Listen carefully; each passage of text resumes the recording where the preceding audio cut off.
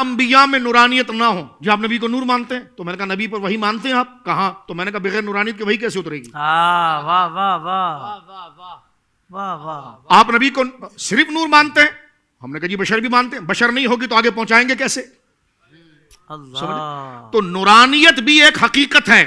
سبحان نورانیت بھی حقیقت ہے. یہ میں جو قاعدہ بیان کر رہا ہوں سمجھنے والے سمجھ رہے ہیں. نورانیت بھی ایک مستقل حقیقت ہے بہت اچھے. اور بشریت بھی مستقل حقیقت ہے. بہت اچھے. ہم انبیاء کی نہ بشریت کا انکار کرتے ہیں نہ نورانیت کا انکار کرتے ہیں، بلکہ ان دونوں کا اجتماع ممکن ہے، واقع ہے. اگر واقع نہ ہوتا تو وحی کا نزول جناب سید عالم صلی اللہ علیہ وسلم کے سینے مبارکہ پر ہونا، یا حضرت موسیٰ علیہ السلام کا براہ راست رب کے کلام کو سننا اور حضور سید عالم کا اللہ کو دیکھنا، اور وہ دیکھنا بھی نورانیت میں اتنا اقوا اور اتنا اعلیٰ ہے کہ حضرت جبریل کی نورانیت وہاں پس رہ جاتی ہے اور جناب سید عالم سدرۃ المنتہا سے آگے نکل وہ انوار جلالیہ، اللہ کے وہ نور جو جلالیہ ہے اس میں سفر کرتے ہوئے اللہ کی عطا نے جو اللہ نے آپ کو بنایا ہے رب کے قریب پہنچتے ہیں اور رب کا دیدار کرتے ہیں. تو مجھے بتائیے حافظ صاحب قبلہ، اگر نورانیت سرے سے ہی نہیں ہے تو یہ تمام چیزوں کا ہونا یہ کیسے ممکن ہو سکتا ہے؟ یہ کیسے واقع ہو سکتا ہے؟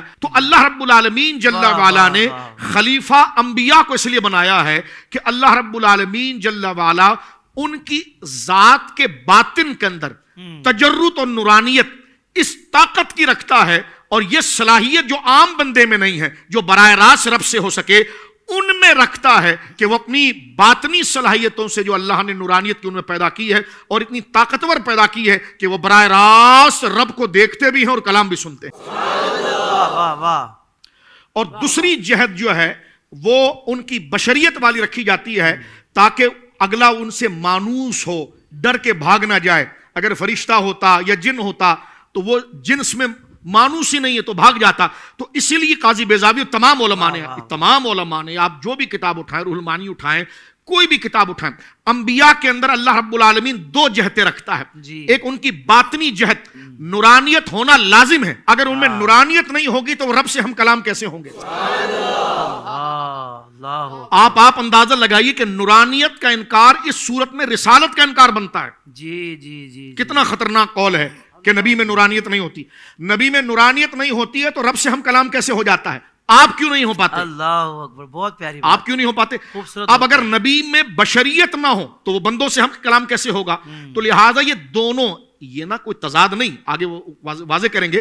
نبی کی نورانیت بھی ایک حقیقت ہوتی ہے. جی آپ اکثر احادیث پڑھتے ہیں اور ناظرین غور کرتے ہیں کہ حضور سید عالم صلی اللہ علیہ وسلم پر جب وحی آتی ہے تو کبھی کبھار یوں ہوتا ہے، جس کو الفاظ ظاہر میں عرض کروں گا، ظاہر میں کہ آپ کی طبیعت مبارکہ بالکل نارمل رہتی ہے، کچھ بھی نہیں ہوتا، لیکن وحی آ گئی.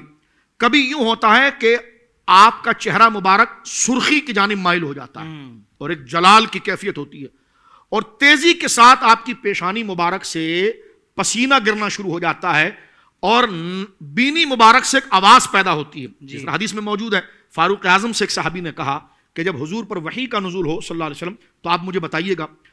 صحابہ قریب کے جانتے تھے کہ کیونکہ جب حضور پر وحی آتی تو کیفیت آپ کی بدن مبارکہ کی بظاہر مختلف ہوتی. صحابہ سمجھ جاتے وہ دور ہٹ جاتے.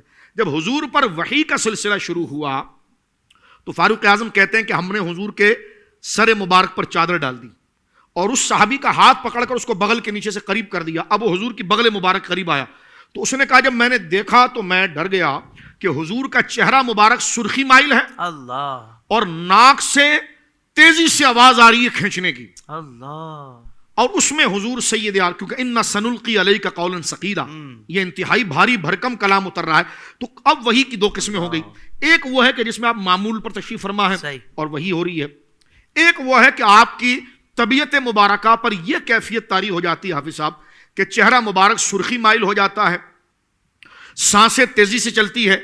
اسی بات کو ہماری ماں سیدہ عائشہ نے بخاری شریف میں بیان کیا کہ حضور پر وحی کیسے آتی، تو فرمایا سلسلۃ الجرس، جیسے بیل بجتی ہے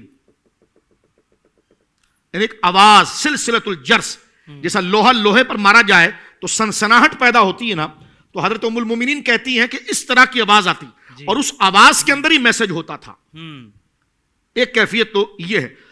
لیکن اب میں دوبارہ اس بات پر آتا ہوں کہ سرکار کریم علیہ الصلوۃ والسلام کی اس کیفیت کا ہونا کہ جس میں چہرہ مبارک سرخی کے مانند ہو جانا، کسی بندے کا قریب موجود پھرنا ہونا اور سانسوں کا تیزی سے چلنا اور پسینہ گرنا اور بدن پر ایک مشقت کی کیفیت کا آنا، حضرت امام سیوطی علیہ رحمت کی کتاب ہے الاتقان جی فی علوم القرآن، امام اصفہانی کے اس قول سے، اور وہ یہ بات کرتے ہیں کہ اس وحی کی لاجک، اس کا پس منظر، اس کا قانون، اس کی کیفیت کی وجہ کیا ہے، یہ بتاتے ہیں۔ فرماتے ہیں کہ احدہما، وحی کے اترنے کا انداز ایک یہ ہے کہ ان النبی صلی اللہ علیہ وسلم، حضور سید عالم صلی اللہ علیہ وسلم، انخلع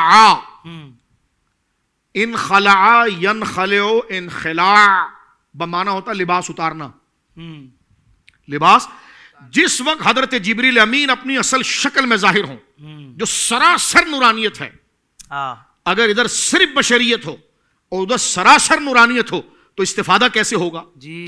اس کو امام سیوطی کہتے ہیں۔ میں آپ کا جو سوال تھا نا اس کا میں جواب دے رہا ہوں کہ نبی کے لیے نورانیت اس کی نبوت کا لازمہ ہے، ورنہ وحی کا تصور ہی علامہ صاحب ختم ہو جاتا ہے۔ اب دیکھیں امام سیوطی کیا لکھتے ہیں، فرمایا احدہما ان النبی صلی اللہ علیہ وسلم انخلع من صورت البشریت الى صورت الملکیت، فرمایا اس وقت حضور، اللہ اکبر، رونگٹے کھڑے ہوتے ہیں، اس وقت حضور اپنا بشری جامہ اتار کر فرشتے والے جامے میں منتقل ہو کر وہی لیا کرتے تھے۔ اللہ، سبحان اللہ، سبحان اللہ، یہ دیکھیں واضح لکھا، فرمایا انخلع عن صورت البشریہ، اپنی بشری شکل سے نکل کر نورانی شکل میں اس سے وحی لیتے تھے، اور فرمایا وَأَخَذَهُ مِن جبرائیل، اس وقت جبریل سے وہ وحی لیتے تھے۔ اور یہ کیفیت جو ہے نا، چہرے کا سرخ ہو جانا، پسینے کا اترنا، بظاہر تو بندہ دیکھ رہا ہے کہ حضور تشریف فرما، لیکن اس وقت حضور کی بشریت مبارکہ پر نورانیت غالب ہے، اس وقت حضور جبریل کی شکل میں اس سے بات کر رہے ہیں۔ واہ واہ واہ واہ، یعنی اگر اتنے پاور کا شخصیت سامنے ہے اور ذات سامنے ہے تو اس پاور کی ذات کے ساتھ حضور سامنے ہے، اس لیے استفادہ ہو رہا ہے، بات نہیں جاری۔ اور اس کو علماء نے کس لفظ سے تعبیر کیا؟ انخلع، لباس کو اتار دینا۔ اس سے واضح بات ہونے کے باوجود کوئی کہے نبی ہماری طرح ہوتا ہے۔ اب آپ دیکھیے، فرمایا انخلع، میں پھر ذکر کر رہا ہوں، انخلع من صورت البشریت الى صورت الملکیہ۔ اس وقت حضور کے وحی کا ایک انداز یہ تھا کہ حضور اپنے بشری جامے کو اتار کر نورانی جامے میں جبریل سے ملاقات کرتے اور اخذ وحی کرتے، اور فرمایا وہ ثانی، وحی کا دوسرا طریقہ یہ تھا کہ ان الملک انخلع عن البشریہ، یہاں تک کہ دوسرا طریقہ یہ تھا کہ فرشتہ خود بشری شکل میں تبدیل ہو جائے، جی، فرشتہ خود بشری شکل میں تبدیل ہو جائے، حتی یاخذ رسول اللہ صلی اللہ علیہ وسلم منہ والاول اصعب حالین، اور حضور اس سے استفادہ کرے۔ ایک کیا ہے کہ حضور نورانی شکل میں چلے جائیں اور جبریل کی ذات کے موافق ہو کر اخذ وحی کریں، ایک یہ ہے کہ جبریل امین خود بشری شکل میں آ جائیں اور حضور ان سے لیں، تو یہ دو صورتیں ہو گئیں۔ اب حضرت امام سیوطی کہتے ہیں والاول، پہلی جو قسم ہے نا کہ حضور کا بشری جامہ اتار کر نورانی جامے میں جبریل سے ملنا، فرماتے اصعب حالین، ان دونوں چیزوں میں سب سے سخت اور دشوار کون سا تھا؟ فرمایا وہ پہلی وحی ہے جس میں حضور سید عالم صلی اللہ علیہ وسلم نورانی شکل مبارکہ کے اندر وہاں پر منتقل ہوتے ہیں، اور فرمایا اتفق اہل السنت والجماعہ، اور اس پر اہل سنت و جماعت کا اتفاق ہے۔ دیکھیے ہمارے علماء نے یہ تشریح لکھی ہے، لوگ کہتے ہیں کہ یہ کیسے ہوتا ہے، ظاہر باطن کا فرق کیسے ہو سکتا ہے؟ میں نے کہا ظاہر باطن کا فرق یہ آپ جس محاورے میں لے رہے ہیں نا وہ عیب ہے۔ یہ بھی سوال کیا جاتا، یہ تو تضاد آ گیا جی، یہ تو تضاد آ گیا جی۔ تو میں نے کہا جب جبریل امین حضرت سیدہ مریم کے پاس آئے تو ادھر بھی تضاد کہو گے، حضور سید عالم کے پاس حضرت دہیہ کلبی کی شکل میں آئے اور حضور کے وصال پاک سے 7 دن پہلے آئے کسی اور شکل میں، حضرت عمر نے کہا ہم نے بھی نہیں پہچانا، ادھر دہیہ کلبی کی شکل نہیں، ملا علی قاری کہتے ہیں، کیونکہ حضرت دہیہ کو تو سب جانتے تھے۔ حضرت عمر کہہ رہے ہیں ہم بیٹھے ہوئے، ایک نوجوان آیا اور اس کے بالکل نہایا دھویا صاف ستھرے کپڑے، کوئی اس کے بدن پر غبار، کوئی آثار سفر نہیں، اور مدینے کا بھی نہیں۔ تو ہم نے کہا اگر یہ دور سے آیا ہوگا مدینے سے باہر سے تو داڑھی مبارک پر کوئی خاک ہوگی، لیکن سب کہتے وہ آ گئے اور آ کر حضور کے ساتھ بیٹھے اور گھٹنے کو گھٹنے سے ملا دیا اور سرکار علیہ الصلوۃ والسلام سے سوالات پوچھنا شروع کر دیے۔ اب بیٹھنا گھٹنا ملانا، زلفیں ہونا، داڑھی ہونا، حضرت عمر کا دیکھنا کہ ایک بندہ آیا، رجل آیا، رجل کہہ رہے ہیں وہ، اور پھر کہتے ہیں کہ جناب جب حضرت وہ چلے گئے تو حضور نے مسکرا کر فرمایا تمہیں پتا یہ کون تھا؟ حضرت عمر کہنے لگے اللہ اس کا رسول بہتر جانتا ہے، ہاں، اللہ اس کا رسول بہتر جانتا ہے۔ یہ کون تھا؟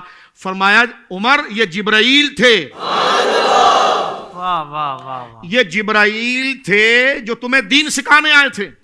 اب میں ایک بات کرنا چاہتا ہوں، جی جبریل کا مسکن ہے سدرۃ المنتہا، جی یہ بھی ذرا غور کریں، اور یہ ساری کائنات حضرت جبریل کے سامنے ایک پر میں ڈھب جائے جی، تو وہ ایک انسانی شکل میں کیسے آ گئے؟ تو میں نے کہا یہی تو مسئلہ حل ہو گیا، اور مسئلہ یہ ہوا کہ جب واہ بشری واہ شکل میں آئیں گے تو حکم بشری والا بن جائے گا، اور جب نورانی شکل میں رہیں گے تو پھر قاعدہ نورانی والا رہے گا۔ واہ۔